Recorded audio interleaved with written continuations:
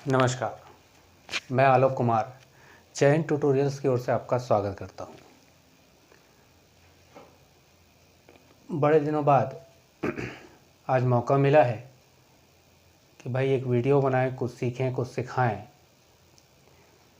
तो चलिए, मेरे जो नोट्स हैं, हमारे चयन ट्यूटोरियल बिलासपुर के जो नोट्स हैं वो तो काफ़ी चलते हैं, लोगों को काफ़ी पसंद आते हैं। तो हमने सोचा कि चलिए एक वीडियो बनाते हैं और देखते हैं आपका क्या रिस्पांस आता है इस वीडियो से। मैंने आज जो एक टॉपिक उठाया है, छत्तीसगढ़ का सामान्य परिचय उठाया है, लेकिन आप देखिएगा इस सामान्य परिचय को पढ़ाने का जो अप्रोच होगा वो मेरे हिसाब से थोड़ा अलग होगा। और यदि मैं आपको इसको समझा पाया तो मुझे बहुत खुशी होगी। ठीक है, तो चलिए देर ना करते हुए हम शुरू करते हैं अपने टॉपिक को।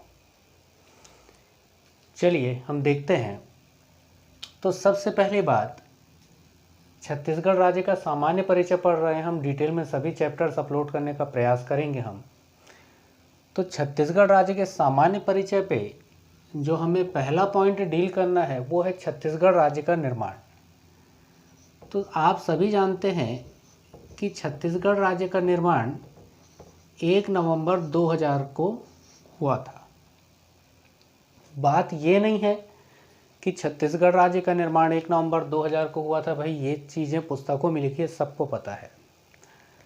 थोड़ा अपन इसका डिटेलिंग देखते हैं। चलिए, तो जो छत्तीसगढ़ राज्य का निर्माण है 1 नवंबर 2000 को हुआ था। प्रश्न ये खड़ा होता है कि छत्तीसगढ़ राज्य का निर्माण क्यों हुआ, या किसी भी राज्य का निर्माण क्यों होता है। पढ़ाने का ये तरीका इसलिए है ताकि आप प्री के पॉइंट ऑफ व्यू से भी तैयार हों, व्यापम के पॉइंट ऑफ व्यू से भी तैयार हों और मेंस के पॉइंट ऑफ व्यू से भी तैयार हों। तो बात समझिएगा और इसके बाद आपको पढ़ना नहीं पड़ेगा, एक बार वीडियो देखने के बाद ही आपके दिमाग में चीज़ें बैठ जाएंगी। देखिए, किसी भी राज्य का जो निर्माण होता है वो अलग अलग प्रकारों पर या अलग अलग आधारों पर पहले हो सकता था, पहले होता था, ये मान लीजिए आप। लेकिन जब राज्य पुनर्गठन अधिनियम पारित हुआ उसमें एक प्रमुख बात ये कही गई कि भाई राज्यों का गठन जो होगा वो क्या होगा, जमीन और भाषा की पहचान के लिए होगा। तो जमीन और छत्तीसगढ़ी भाषा की पहचान के लिए 1 नवंबर 2000 को मध्य प्रदेश के 16 जिलों को अलग करके छत्तीसगढ़ राज्य का सृजन किया गया। तो ये तो आपको पता ही है कि छत्तीसगढ़ राज्य का निर्माण 1 नवंबर 2000 को हुआ। साथ ही साथ आपको यह भी पता है कि इसका निर्माण क्यों हुआ, तो जमीन और भाषा की पहचान के लिए 1 नवंबर 2000 को मध्य प्रदेश के 16 जिलों को अलग करके छत्तीसगढ़ राज्य का निर्माण किया गया। ठीक है, क्लियर, कोई संशय की स्थिति नहीं है इसमें। अब यदि कोई आपसे यह भी पूछ दे कि भाई छत्तीसगढ़ राज्य का निर्माण क्यों हुआ था, तो भी आप बता सकते हैं कि भाई क्यों हुआ था, तो जमीन और भाषा की पहचान के लिए हुआ था। अब प्रश्न खड़ा होता है कि छत्तीसगढ़ राज्य की राजधानी क्या है। सभी बता देंगे अटल नगर, अटल नगर, नया रायपुर। अब इसके पीछे का कारण समझिए, ऐसा कैसा हुआ ये समझिए। देखिए, जब छत्तीसगढ़ राज्य का निर्माण हुआ 1 नवंबर 2000 को, तो राज्य के निर्माण के साथ ही इसकी राजधानी घोषित किया गया रायपुर को। याद रखिएगा, किसको घोषित किया गया, रायपुर को इसकी राजधानी घोषित किया गया। किंतु कुछ समय बाद उस राजधानी को रायपुर से नया रायपुर स्थानांतरित किया गया। आप परिचित होंगे इससे। कुछ समय बाद राजधानी को रायपुर से कहां स्थानांतरित किया गया, नया रायपुर स्थानांतरित किया गया। ठीक है, और 16 अगस्त 2018 को अटल बिहारी वाजपेयी जी का निधन हो गया। आपको पता होगा 16 अगस्त 2018 को अटल बिहारी वाजपेयी जी का निधन हो गया। उस समय हमारे छत्तीसगढ़ में भाजपा की सरकार थी। तो जब 16 अगस्त 2018 को अटल बिहारी वाजपेयी जी का निधन हुआ तो नया रायपुर का नाम बदल करके क्या कर दिया गया, अटल नगर कर दिया गया। ठीक है, नया रायपुर का नाम बदल करके क्या कर दिया गया, अटल नगर कर दिया गया। तो इस प्रकार से छत्तीसगढ़ की राजधानी क्या बन गई, अटल नगर बन गई, है ना। मतलब रायपुर से नया रायपुर और नया रायपुर से अटल नगर। क्रम से याद रखेंगे, सीक्वेंस में याद रखेंगे तो सब चीज़ें बड़ी आसान होंगी। छत्तीसगढ़ राज्य का हाई कोर्ट कहाँ है, सबको पता है बिलासपुर में है। लेकिन इसे जानने से पहले हाई कोर्ट के बारे में हम जान लेते हैं। छत्तीसगढ़ राज्य का हाई कोर्ट, तो हाई कोर्ट क्या होता है, तो हाई कोर्ट किसी भी राज्य की सर्वोच्च विधिक संस्था होती है, अर्थात राज्य की समस्त विधिक संस्थाएं उसका अनुसरण करती है, मतलब उसके अनुपालन पे चलती है, मतलब उसके पीछे चलती है, ये मान लीजिए। तो छत्तीसगढ़ हाईकोर्ट की जो स्थापना की गई है ना, वो बिलासपुर में की गई। और वर्तमान में ये जो हाई कोर्ट है ये कहाँ है, बोदरी नगर पंचायत बिलासपुर के पास है ना, बोदरी नगर पंचायत के पास बिलासपुर में है ये हाई कोर्ट। स्थापना के अनुसार छत्तीसगढ़ का हाई कोर्ट 19वें क्रम पर आता है। स्थापना के अनुसार छत्तीसगढ़ का हाई कोर्ट किस क्रम पर आता है, 19वें क्रम पर आता है। एक रफ में एक आइडिया ले लें, हाई कोर्ट के छत्तीसगढ़ हाई कोर्ट में सामान्य रूप से कुल जजों की संख्या होती है 22। ठीक है, छत्तीसगढ़ हाई कोर्ट में सामान्य रूप से कुल जजों की संख्या होती है 22, जिसमें से जो 17 जज होते हैं वो स्थायी होते हैं और 5 जज होते हैं वो क्या होते हैं, अस्थायी होते हैं। 17 जज स्थायी और 5 जज अस्थायी, कुल जजों की संख्या 22 होती है सामान्य रूप से। हालांकि इनकी संख्या घटाई और बढ़ाई जा सकती है, किंतु सामान्य रूप से ये होती है। ठीक है, आ गई बात समझ में। अब अगला जो पॉइंट डील करते हैं वो पॉइंट यह है कि छत्तीसगढ़ का मानचित्र कब खींचा गया, सबको पता है, सभी पुस्तकों में लिखा है 1905। छत्तीसगढ़ का मानचित्र कब खींचा गया, तो 1905। 1905 में छत्तीसगढ़ का मानचित्र खींचा गया था। ठीक इसी समय बंगाल विभाजन की बात आई थी, है ना, और इसी समय छत्तीसगढ़ का मानचित्र खींचा गया था। आगे पढ़ेंगे हम कि वर्तमान में इसका मानचित्र किस आकार का है, तो हिप्पोकैम्पस के आकार का है, वो पढ़ेंगे हम। अब एक बात आ जाती है कि छत्तीसगढ़ की जनजाति, तो जो छत्तीसगढ़ की जनजाति है वो प्रोटो ऑस्टेरॉइड प्रकार की है, सभी को पता है ये प्रोटो ऑस्टेरॉइड है ना। अब प्रश्न ये खड़ा होता है, सर ये प्रोटो ऑस्टेरॉइड क्या है और ये जनजाति का प्रकार का निर्धारण कैसे करते हैं। देखो मैं एक सरल भाषा में तुमको समझाता हूँ, सरल शब्द में समझाने का प्रयास करता हूँ। साउथ की तरफ चले जाओ, लोग ज़्यादातर लोग सांवले या काले होते हैं। नॉर्थ की तरफ चले जाओ, लोग गोरे होते हैं। हमारे छत्तीसगढ़ में मध्य में आ जाओ, मध्य प्रदेश में मध्य में आ जाओ, लोग गेहुए कलर के होते हैं, ना गोरे ना काले। क्यों, जलवायु के कारण। ठीक है, आ रही है बात समझ में। ठीक है, तो एक व्यक्ति थे जिनका नाम था प्रोफेसर गुहा।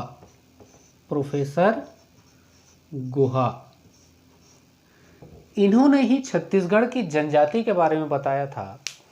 इन्होंने ही छत्तीसगढ़ की जनजाति के बारे में बताया था और इन्होंने कहा था कि छत्तीसगढ़ की जनजाति कैसी होती है, प्रोटो ऑस्टेरॉइड प्रकार की।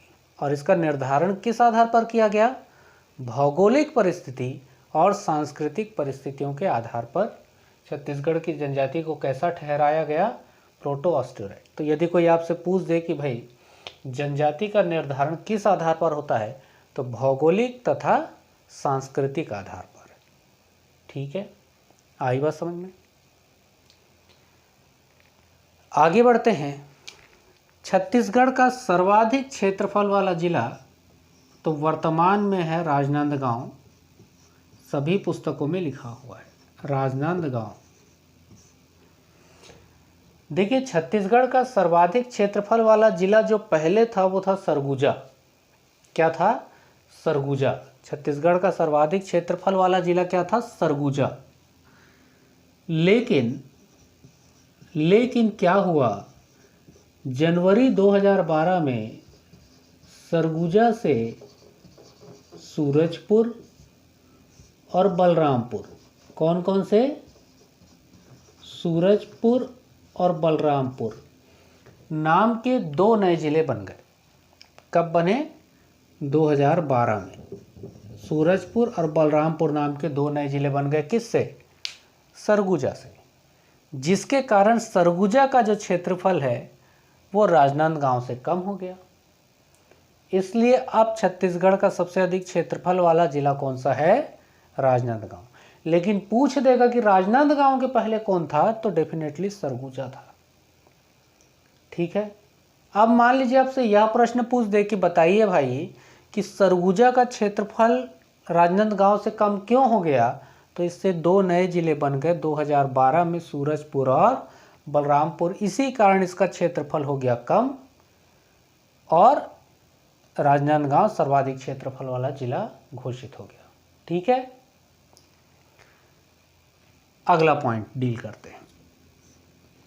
तो छत्तीसगढ़ का सबसे कम क्षेत्रफल वाला जिला वर्तमान में कौन सा है? तो दुर्ग। ठीक है। लेकिन एक बात याद रखिएगा, दुर्ग से पहले छत्तीसगढ़ का सबसे कम क्षेत्रफल वाला जिला कौन सा था बोलेगा? तो नारायणपुर।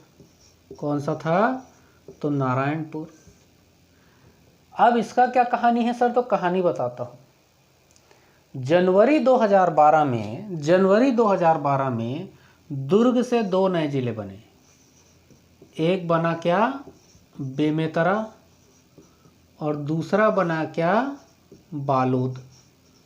एक बना क्या? बेमेतरा, और दूसरा बना क्या? बालोद। जिसके कारण जो दुर्ग जिला का क्षेत्रफल है, ये दुर्ग जिला का क्षेत्रफल नारायणपुर से क्या हो गया? कम हो गया, है ना। दुर्ग से 2 नए जिले कट गए। जाहिर सी बात है, दुर्ग से 2 नए जिले कट गए तो इसका दुर्ग का क्षेत्रफल क्या हो जाएगा? कम हो जाएगा।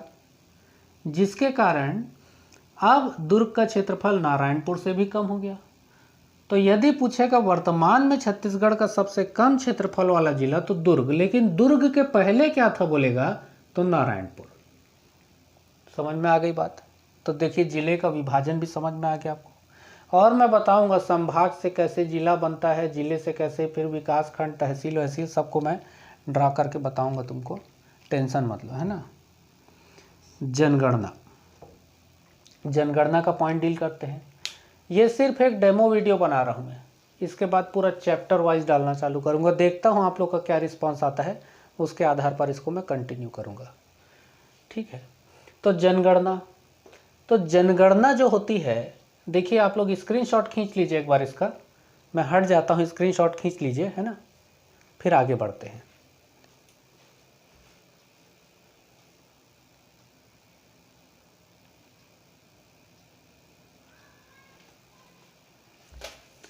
हाँ चलिए देखते हैं, है ना। तो जनगणना जो होती है ना, जनगणना केंद्रीय सूची का विषय होती है। केंद्रीय सूची का विषय होती है। अब आपका कहना ये होगा, अरे आलोक सर एक बात बताओ भैया, छत्तीसगढ़ में पहली जनगणना 2001 में हुई, दूसरी 2011 में हुई, बता दो, ख़त्म करो। अब केंद्रीय सूची राज्य सूची कहाँ ला रहे हो? नहीं, समझना जरूरी है यहाँ पर भैया। ये तो समझ ले जनगणना होती क्या है। हमको मैं क्या बोला, खाली प्री के पॉइंट ऑफ व्यू से नहीं पढ़ना है, प्री में सब व्यापम सबके पॉइंट ऑफ व्यू से पढ़ना है। पूरा पूरा कवर करेंगे और ऐसा कवर करेंगे कि मज़ा आ जाएगा। एक बार वीडियो देख के सीधा परीक्षा में बैठ जाइए, ऐसा करना है अपने को, है ना। आप लोग भी मुझे बताइए और क्या चीज़ इसमें इंक्लूड करें, कैसे करें जिससे और बेहतर बन सके। भाई जब आप मेहनत कर रहे हैं तो उसका फल मिलना चाहिए, है ना, आपको उसका मिलना चाहिए। तो जनगणना केंद्रीय सूची का विषय है। तो देखिए जो भारतीय संविधान है, अब भारतीय संविधान में केंद्र सरकार, और राज्य सरकार, भारतीय संविधान में केंद्र सरकार और राज्य सरकार के बीच में शक्तियों का बंटवारा करने के लिए 3 सूचियों का निर्माण किया गया। केंद्र और राज्य के बीच में शक्तियों का बंटवारा करने के लिए 3 सूचियों का निर्माण किया गया, जिसमें पहला था केंद्रीय सूची। केंद्रीय सूची, मैं इसको थोड़ा मिटा दे रहा हूं यहां पर से, है ना, ताकि आपको चीजें क्लियर दिखें। केंद्रीय सूची, दूसरा राज्य सूची, और तीसरा समवर्ती सूची।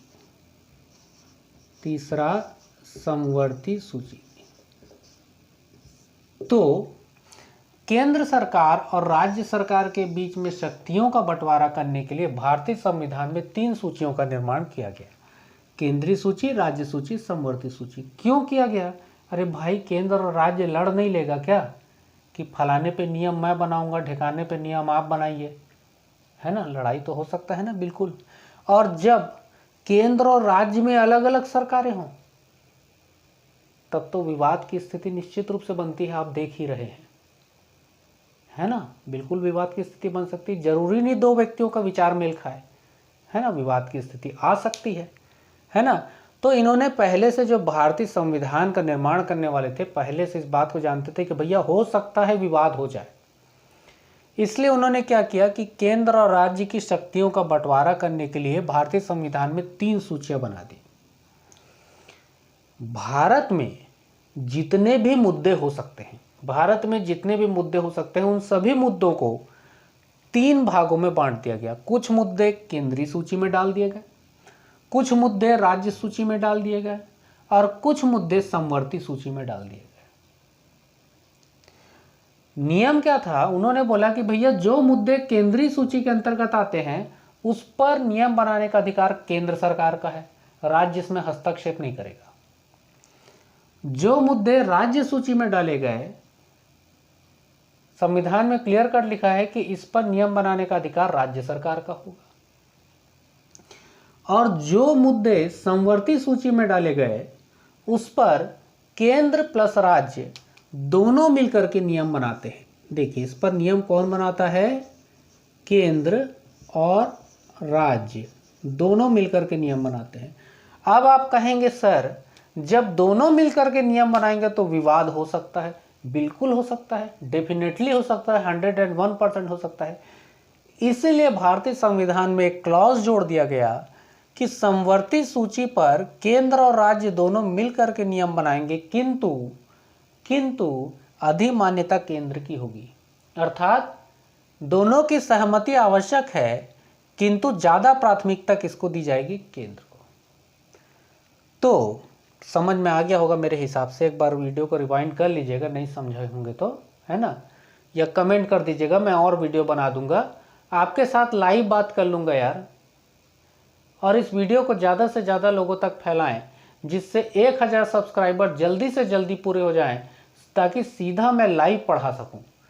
क्यों ऐसा सहारा लेना कि वीडियो अपलोड करेंगे, ये करेंगे? सीधा बात करूंगा मैं आपसे, आप बस प्रश्न बोलिए, मैं उसका उत्तर समझाऊंगा आपको। सीधा बात करेंगे हम, मज़ा आ जाएगा, ठीक है। तो 1000 सब्सक्राइबर जल्दी जल्दी आप पूरा करवाने का प्रयास करिए। तो अब यहाँ पर क्या हो गया कि समवर्ती सूची में दोनों मिलकर के नियम बनाते हैं, किंतु अधिमान्यता केंद्र की होती है, मतलब प्राथमिकता केंद्र को दी जाती है। जनगणना जो है, जनगणना केंद्रीय सूची का विषय है। अर्थात आप मुझे बताइए कि जनगणना पर नियम बनाने का अधिकार किसका होगा? कमेंट में लिखिए, कमेंट बॉक्स में लिखिए नीचे, जनगणना पर नियम बनाने का अधिकार किसका होगा? अरे केंद्र सरकार का होगा, क्योंकि यह केंद्रीय सूची का विषय है भाई। अगर राज्य सूची का विषय होता तो राज्य सरकार का हो जाता। समझ गए बात? क्लियर है? ठीक है। अब देखिए, तो जनगणना केंद्रीय सूची का विषय है, ठीक है। चलिए, तो केंद्र सरकार का हक होता है इस पर नियम बनाना। अब देखिए, अब आंकड़ों वाली बात आ जाती है। जो समझाने वाली बात थी मैंने समझा दी, अब आंकड़ों वाली बात आ जाती है। तो 2001 में छत्तीसगढ़ में पृथक राज्य के रूप में पहली जनगणना हुई, जिसके अनुसार क्या आंकड़े रहे? तो जनगणना कब हुई? 2001 में छत्तीसगढ़ में अलग होने के बाद पहली जनगणना। जनसंख्या कितनी रही? तो 2,08,33,803 लगभग में होते हैं ना आंकड़े। इस जनसंख्या के अनुसार छत्तीसगढ़ का देश में कौन सा स्थान रहा?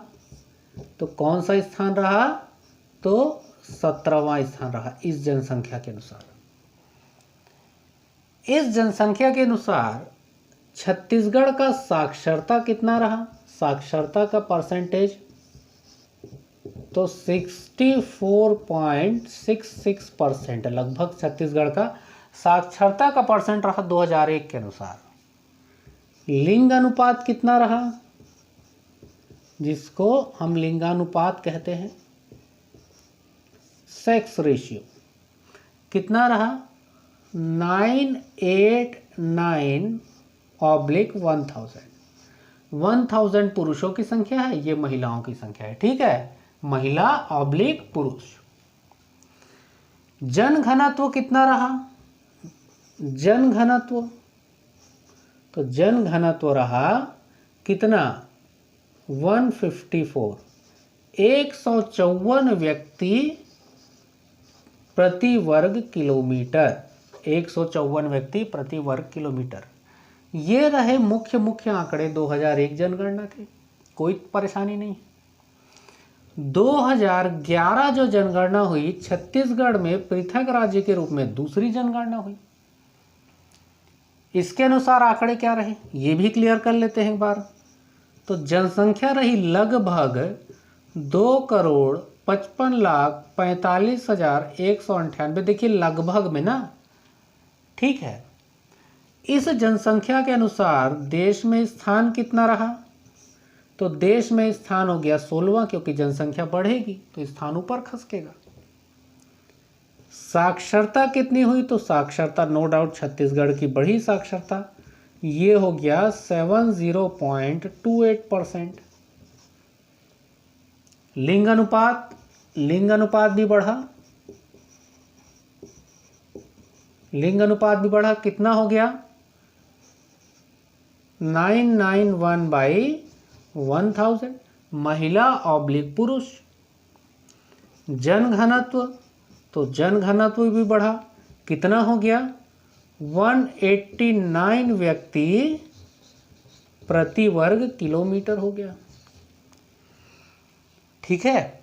तो ये हो गए 2011 के आंकड़े लगभग में। आई बात समझ में? इस प्रकार से इसको अपन पढ़ते हैं। आप एक बार स्क्रीनशॉट ले लीजिए सबसे पहले तो।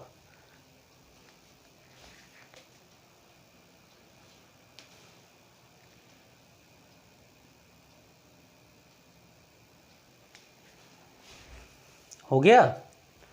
चलिए, तो इस प्रकार से देखिए अब आप किस किस प्रश्न का उत्तर दे सकते हैं कि छत्तीसगढ़ का निर्माण, बोलिएगा जहां बैठे वहीं से बोलिएगा। आप सोचिएगा आलोक सर आपको सुन रहे हैं। छत्तीसगढ़ का निर्माण कब हुआ? तो 1 नवंबर 2000 को हुआ। क्यों हुआ? तो जमीन और भाषा की पहचान के लिए हुआ। राजधानी क्या है? तो अटल नगर। तो अटल नगर कैसे पड़ा? तो रायपुर, रायपुर से नया रायपुर, और नया रायपुर में फिर क्या हुआ? वहाँ पर 16 अगस्त 2018 को अटल बिहारी वाजपेयी जी का निधन हो गया, जिसके बाद नया रायपुर का नाम अटल नगर, तो छत्तीसगढ़ का राजधानी अटल नगर हो गया। सही। छत्तीसगढ़ का हाई कोर्ट बिलासपुर में है, स्थापना के अनुसार 19। कुल जज सामान्य रूप से 22, 17 स्थायी, 5 अस्थायी। हाई कोर्ट राज्य की सबसे बड़ी विधिक संस्था। मानचित्र बंगाल विभाजन के समय 1905। जनजाति प्रोटोस्टेरॉइड प्रकार की प्रोफेसर गुहा बोले थे। और जनजाति को कैसे निर्धारित करते हैं? तो भौगोलिक और सांस्कृतिक परिस्थितियों के अनुसार, ये भी जानते हो। तो सर्वाधिक क्षेत्रफल वाला जिला राजनांदगांव। राजनांदगांव के पहले सरगुजा, और सरगुजा क्यों हट गया ये भी जानते हो तुम, क्योंकि सरगुजा से 2 नया जिला बन गया, सूरजपुर और बलरामपुर। न्यूनतम क्षेत्रफल वाला जिला दुर्ग, पहले क्या था? नारायणपुर। तो दुर्ग कैसे आ गया? क्योंकि दुर्ग से 2 नया जिला बन गया 2012 में, बेमेतरा और बालोद, ये भी तुम लोग जानते हो। जनगणना क्या होती है? तो जनगणना क्या होती है? तो जनगणना केंद्रीय सूची का विषय है। केंद्र और राज्य के बीच शक्तियों का बंटवारा के लिए 3 सूची, केंद्रीय सूची, राज्य सूची, समवर्ती सूची। जनगणना केंद्रीय सूची का विषय है तो नियम कौन बनाएगा? केंद्र सरकार बनाएगा। पहली जनगणना के आंकड़े, दूसरी जनगणना के आंकड़े। यह वीडियो केवल एक डेमो वीडियो है। अब से जो मैं वीडियो बनाऊंगा, प्रयास करूंगा, वीडियो एक्चुअल में लंबा हो जाता है, प्रयास करूंगा एक वीडियो में पूरा छत्तीसगढ़ का एक चैप्टर कंप्लीट, और इसके बाद छत्तीसगढ़ के बाद हिंदी, अंग्रेजी, कॉन्स्टिट्यूशन सबका बनाने का प्रयास करूंगा। पूरा सिलेबस के अनुरूप पढ़ लोगे, मज़ा आ जाएगा। कोशिश करूंगा मैं आपसे, ठीक है, कि समझा सकूं आपको। समझ में आया होगा तो लाइक करिएगा, सब्सक्राइब करिएगा, कमेंट करिएगा। अच्छा लगता है देखने में कि बच्चे देख रहे हैं, है ना, और हम उनको समझा पा रहे हैं। शेयर करिएगा, जल्दी से जल्दी 1000 सब्सक्राइबर पूरा करने में मदद करिएगा, जिससे कि लाइव वीडियो डाल सके। और सीधा जब आप बोलेंगे तब अपन कोशिश करेंगे लाइव आके आपके साथ डिस्कशन कर ले किसी भी टॉपिक को, ठीक है। तो अगले वीडियो में मैं आलोक कुमार, चैन ट्यूटोरियल बिलासपुर की ओर से आपसे फिर मिलूँगा। तब तक के लिए धन्यवाद।